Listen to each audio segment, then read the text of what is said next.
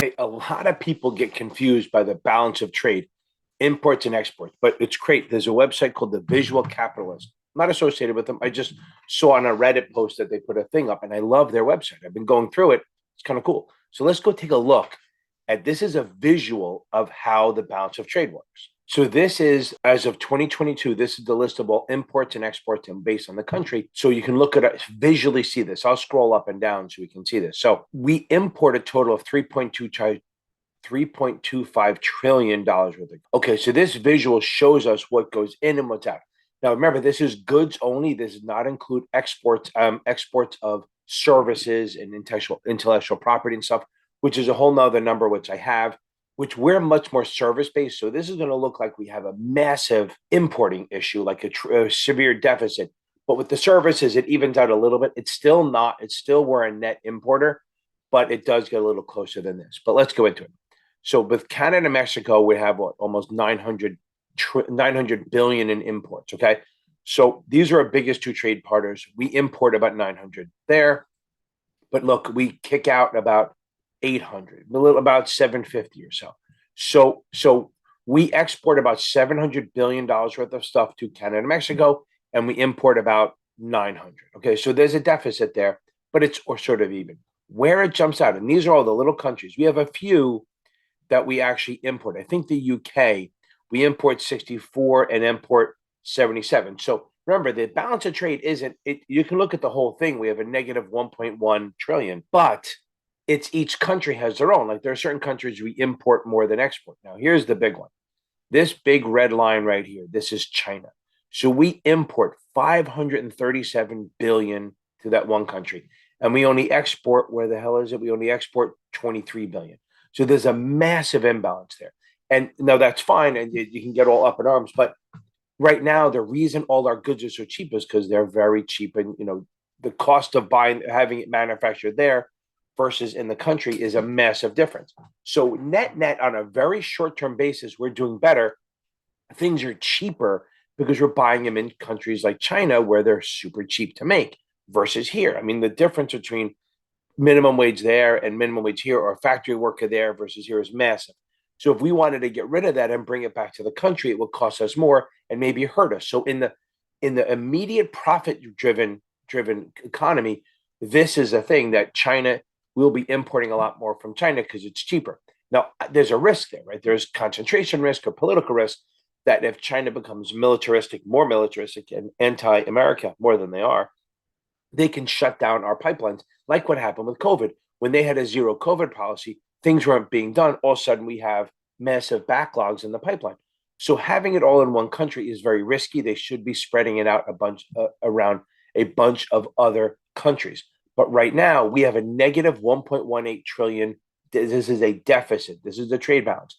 That means we are importing 1.18 trillion more in goods than we're exporting. So our money is leaving the country. But again, because the dollar is strong, we're buying things cheaper, right? So I think the US dollar is worth $1.10 or $1.20 of Canada. So we're buying a lot more stuff with our money that than we could normally. So that's sort of why we're importing. So remember, when the dollar's weak, remember, money rolls downhill. That's what I try to tell everyone with this balance of trade. Money rolls downhill. So what happens is wherever they have the lowest money, the cheapest dollar currency, a lot of they will export more than they will import.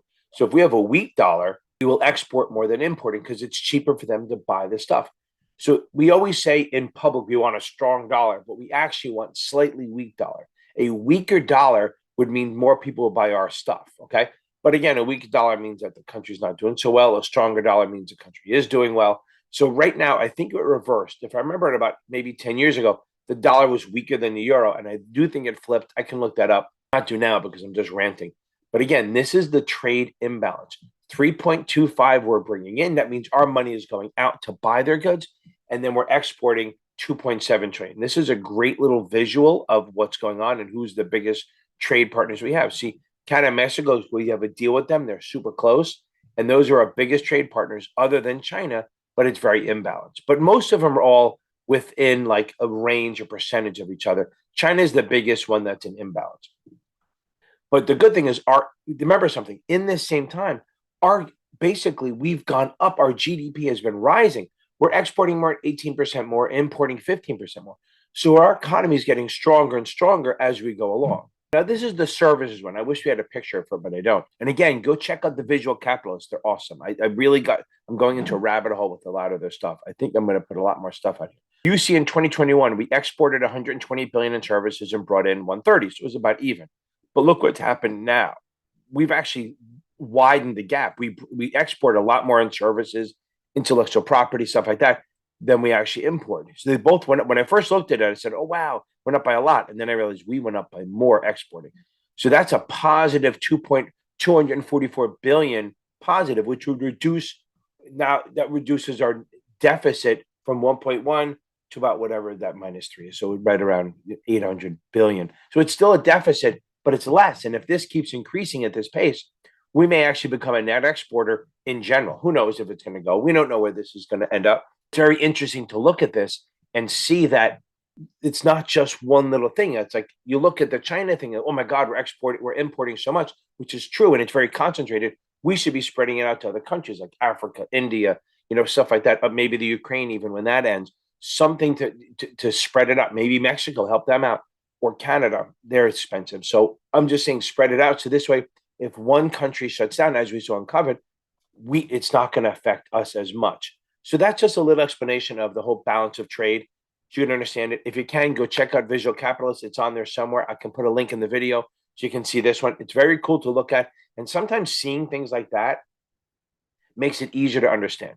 Thank you very much. And I hope I wasn't boring you too much.